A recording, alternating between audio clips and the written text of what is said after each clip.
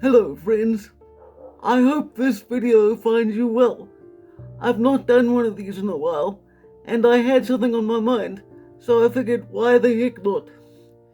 South Africa as a country can be considered many things, but I think that mainly in 2024, South Africa is an example once again of how the ideology of socialism fails and private enterprise is left to come in and clean up the mess. I say this because our ruling incumbent party, the African National Congress, is an openly socialist organization. They even refer to one another as comrade in formal communications. Yet, despite promises seemingly without end of a utopian future for all we've actually seen since they took power at the fall of apartheid in 1994 is a continuous decline in the standard of living for all South Africans, except, of course, for themselves. And this has led to the collapse of almost every state-controlled entity, from Eskom, the national electricity provider, to our national post office. And so, private enterprise has become essential to the daily running of this country. And without it, I don't know where we'd be. Because if we were to rely solely on the state, I think that we really would have gone full Mad Max by now. When I say that the National Post Office isn't running, I'm quite serious.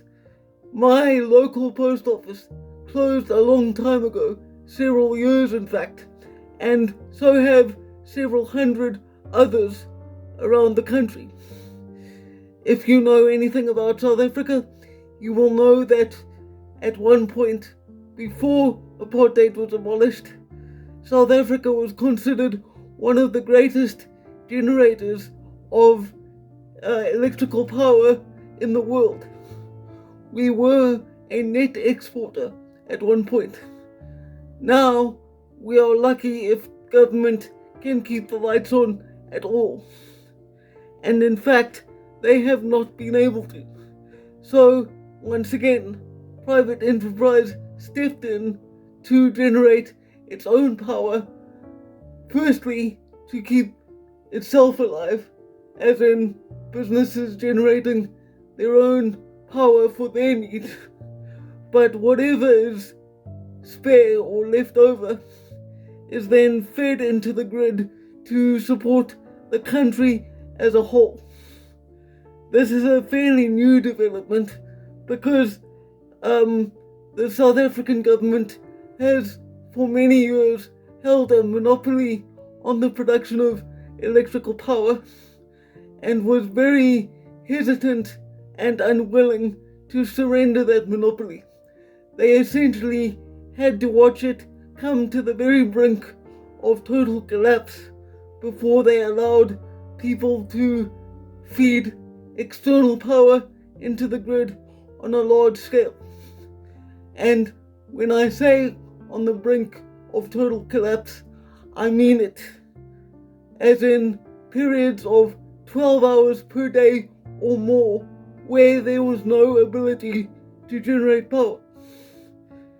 This is why socialism always fails, and why I am thoroughly amused by Western communist revolutionaries who loudly proclaim that private property should be abolished and that everybody should be rendered equal by the state.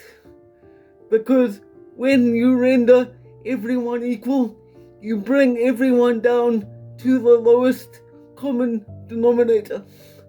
And that is what we have seen in South Africa. This is not some philosophical argument. It's not a diatribe written in some academic textbook. I am living this. And I have seen what these ideals do to a country when put into practice by people who very clearly don't actually believe in what they preach.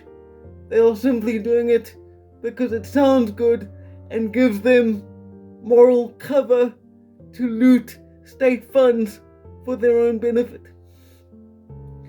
Anyway, that's all I've got to say about that, and for now, farewell.